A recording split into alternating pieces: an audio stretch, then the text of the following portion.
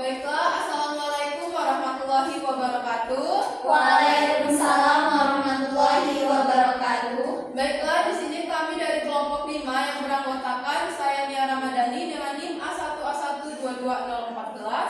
Saya Aktarita Anjesta dengan NIM A1A12048. Saya Tiara Nabila dengan NIM A1A12250. Saya Zubaida dengan NIM A1A1220007.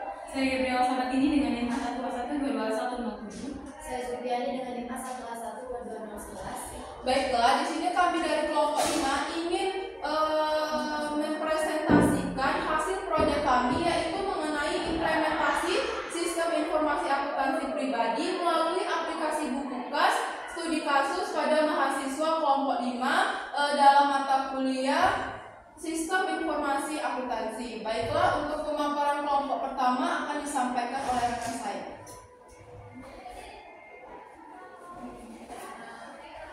Baik, yang pertama ada latar belakang di era digital sekarang.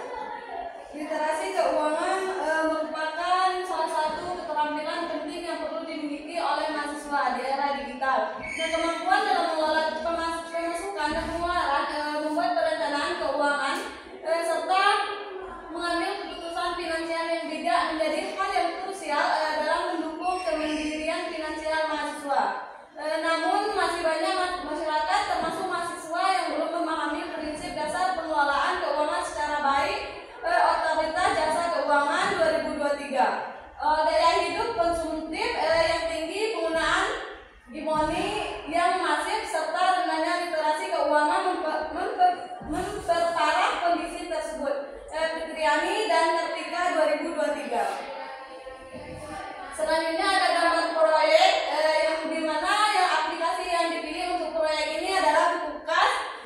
Proyek ini akan melibatkan 6 orang mahasiswa sebagai sampel. Hasil dari proyek ini akan menghasilkan data dan wawasan yang dapat dijadikan dasar dalam memberikan rekomendasi pengembangan aplikasi keuangan yang lebih sesuai dengan kebutuhan mahasiswa.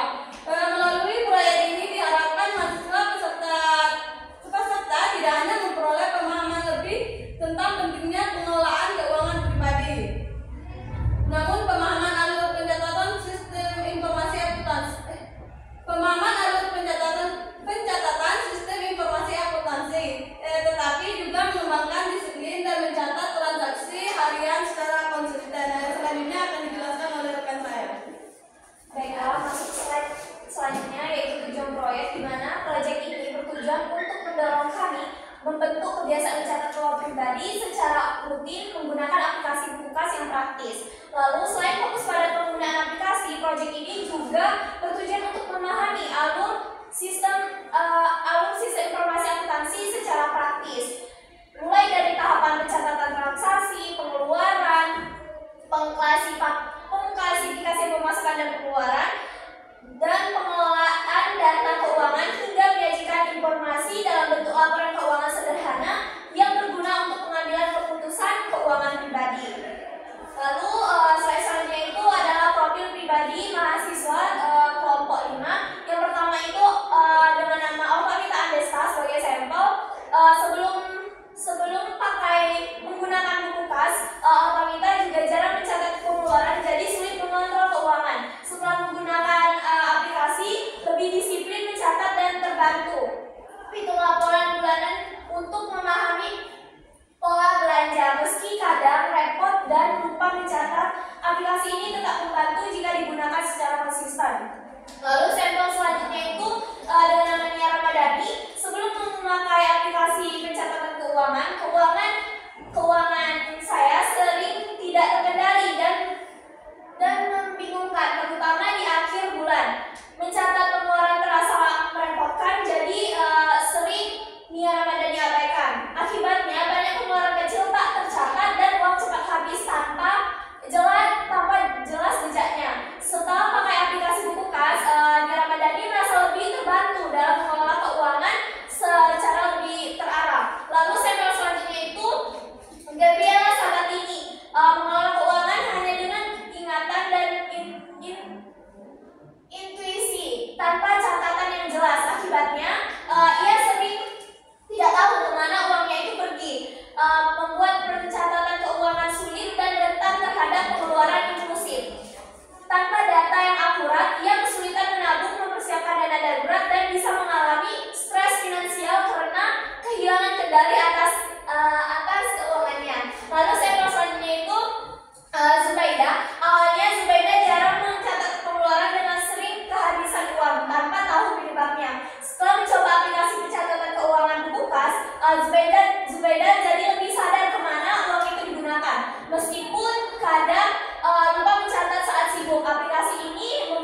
Zubaida mengenali pola belanja dan belajar hidup lebih hemat sebagai anak kos.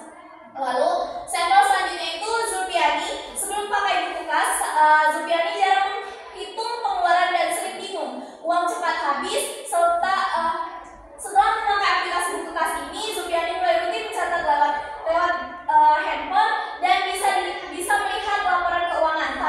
Tapi kadang terasa ribet, apalagi saat sibuk atau lupa input, jadi datanya kurang akurat. Lalu sampel yang terakhir itu Tiara Nabila. Sebelumnya belum konsisten mencatat keuangan sehingga sulit memahami pola pengeluaran. Setelah memakai buku kas, pencatatannya jadi lebih rapi dan memudahkan pemantauan arus kas. Ini mendorong Tiara Nabila lebih disiplin mencatat demi literasi dan kemandirian finansial. Jadi dapat disimpulkan, penggunaan aplikasi buku kas membantu kami kelompok 5 lebih sadar dan teratur dalam mencatat keuangan pribadi. Sebelumnya kami dari kelompok 5 ini cenderung tidak mencatat keuangan pribadi dan bingung kemana uangnya habis. Setelah menggunakan aplikasi buku kas, kami bisa memantau pengeluaran dan pemasukan meski masih ada tantangan seperti lupa mencatat atau merasa repot saat sibuk. Secara umum atau secara keseluruhan, aplikasi ini bermanfaat dalam membentuk finansial yang lebih baik, kebiasaan finansial yang lebih baik. Selanjutnya akan dilanjutkan oleh rekan saya.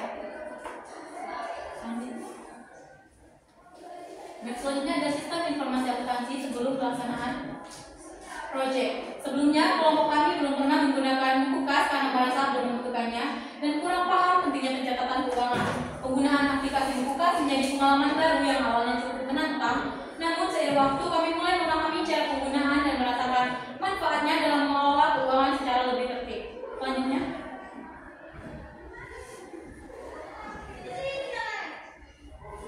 baik, selanjutnya ada flowchart sistem informasi akuntansi penerapan proyek ini. Flowchart menggambarkan proses sistem mulai dari penggunaan membuka aplikasi hingga menyelesaikan pencatatan dan menghasilkan laporan keuangan. Dan kami telah membuat flowchart yang lebih penjelasan dan lebih rinci. Yang pertama ada mulai. Pengguna memulai dengan proses membuka aplikasi pencatatan keuangan. Lalu pengguna membuka aplikasi. Lalu di sini ada punya akun. Sistem akan menanyakan apakah pengguna sudah memiliki akun. Jika belum, pengguna harus melalui proses pendaftaran terlebih dahulu. Jika sudah, pengguna dapat langsung melakukan login. Selanjutnya ada login dan juga verifikasi. Pengguna memasukkan informasi login dan sistem akan memverifikasi. Jika data benar, pengguna diarahkan ke menu utama. Jika salah, sistem akan mengulang proses login. Lalu selanjutnya masuk ke menu utama. Setelah login berhasil, pengguna masuk ke menu utama yang menyediakan dua fitur utama, yaitu kas keluar dan juga kas masuk. Lalu pada proses kas masuk, jika pengguna memilih opsi kas masuk, maka akan dilakukan dua proses. Data masuk, yaitu pengguna mengisi data pemasukan. Yang kedua ada input kas masuk, data tersebut dimasukkan ke dalam sistem. Lalu selanjutnya ada proses keluar. Jika pengguna memilih opsi kas keluar, maka dilakukan dua proses. Yang pertama, data keluar, pengguna mengisi data pengeluaran, dan yang kedua ada input kas keluar. Data tersebut dimasukkan ke dalam sistem. Lalu selanjutnya ada laporan. Setelah pencatatan kas masuk dan keluar dilakukan, pengguna dapat melihat laporan keuangan sebagai hasil dari data yang telah dimasukkan. Lalu selesai. Proses berakhir setelah pengguna selesai menggunakan sistem dan juga memperoleh laporan yang dibutuhkan. Tujuan dan manfaat dari pembuatan flowchart ini adalah memudahkan pemahaman alur proses sistem pencatatan keuangan, menyediakan panduan langkah demi langkah untuk penggunaan aplikasi, mendukung penerapan digitalisasi pencatatan keuangan dalam proyek. Flowchart SIA ini, penerapan proyek ini menggambarkan alur sederhana namun efektif dalam pencatatan kas masuk dan keluar menggunakan aplikasi digital. Proses ini mendukung terciptanya sistem keuangan yang lebih terstruktur, mudah dilacak dan siap digunakan untuk pengambilan keputusan keuangan yang lebih baik. Selanjutnya akan saya. Baiklah, kita masuk ke slide selanjutnya, yaitu tujuan yang berhasil diraih. Nah, melalui membentuk kebiasaan tujuan yang berhasil diraih dari kelompok kami, yaitu kami mulai membentuk kebiasaan untuk mencatat keuangan pribadi kami secara lebih rinci dengan memanfaatkan aplikasi buku kas sebagai alat bantunya. Nah, meskipun kadang kami masih menghadapi berbagai tantangan dan menjaga tidak konsisten karena ada kesibukan dan lain-lain, proyek ini juga mendorong kami untuk lebih disiplin dan sadar dalam mencatat setiap transaksi pemasukan dan pengeluaran yang terjadi sehari-hari. Nah, selanjutnya itu proyek ini juga berhasil meningkatkan literasi finansial kami dengan memberikan pengalaman praktis dalam penerapan sistem informasi akuntansi yang sederhana. Kami belajar langsung bagaimana proses pencatatan transaksi itu dilakukan, bagaimana data keuangan itu diklasifikasikan, hingga bagaimana laporan keuangan sederhana itu disusun dan digunakan sebagai bahan evaluasi untuk pengembalian keputusan keuangan pribadi kami. Selanjutnya itu proyek ini juga membantu kami untuk mengevaluasi secara kritis kelebihan dan kekurangan dari buku kas tersebut. Berdasarkan pengalaman langsung kami selama 2 minggu sudah penggunaan, kami menilai bahwa aplikasi ini termasuk sederhana, fitur-fitur laporannya itu otomatis, dan kemudahan akses menjadi keunggulan utama yang kami rasakan, dan itu sangat membantu kami sebagai pemula untuk mencatat keuangan pribadi kami secara sehari-hari. Nah, secara keseluruhan tujuan proyek ini untuk menumbuhkan kesadaran dan kebiasaan kami mencatat keuangan secara digital dan berhasil diwujudkan oleh kelompok kami. Selanjutnya itu temuan berupa testimoni atau wawancara pengguna, baik temuan positif maupun negatif. Dari pengalaman 6 pengguna aplikasi buku kas tersebut, yaitu kami kelompok 5 sendiri, secara umum aplikasi ini sangat membantu kami untuk meningkatkan kesadaran dan kedisiplinan kami dalam mencatat keuangan sehari-hari. Nah, fitur yang paling kami sukai adalah kemudahan penggunaan dan laporan keuangan otomatis yang memudahkan kami untuk mengevaluasi keuangan kami. Namun, selama 2 minggu penggunaan, kami juga mendapatkan beberapa kendala atau keluhan umum yang biasa kami temukan. Yang pertama itu tidak adanya fitur pengingat, jadi sehari-hari kami kadang lupa untuk mencatat keuangan kami. Dan keterbatasan dengan e-wallet, dia tidak bisa disinkronisasikan oleh e-wallet kami, jadi kami kesusahan untuk mencatat pengeluaran menggunakan e-wallet. Yang artinya meskipun aplikasi ini bermanfaat bagi kami, tapi kami juga mendapatkan keluhan-keluhan, dan kami harapkan ada pengembangan fitur agar pengalaman pengguna seperti yang pemula seperti kami ini lebih optimal dan efisien. Berikutnya itu adalah kelebihan aplikasi buku kas. Yang pertama, aplikasi ini dirancang dengan tampilan yang sederhana sehingga sangat mudah dipahami dan digunakan bahkan oleh pengguna baru sekalipun. Nah, hal ini membuat pengguna tidak merasa bingung saat pertama kali mencoba aplikasi. Yang kedua itu aplikasi mudah melalui smartphone karena berbasis aplikasi mobile. Jadi aplikasi ini bisa digunakan kapan saja dan di mana saja. Yang ketiga itu cukup untuk kebutuhan mencatat harian mahasiswa. Jadi aplikasi ini sudah sangat memadai untuk mencatat kebutuhan keuangan sehari-hari mahasiswa seperti uang saku, biaya belanja, transportasi, hingga kebutuhan kuliah lainnya. Yang keempat itu membantu menumbuhkan kebiasaan baru yang positif. Jadi buku kas secara tidak langsung mendorong pengguna atau kami untuk membangun kebiasaan positif dalam mengelola keuangan.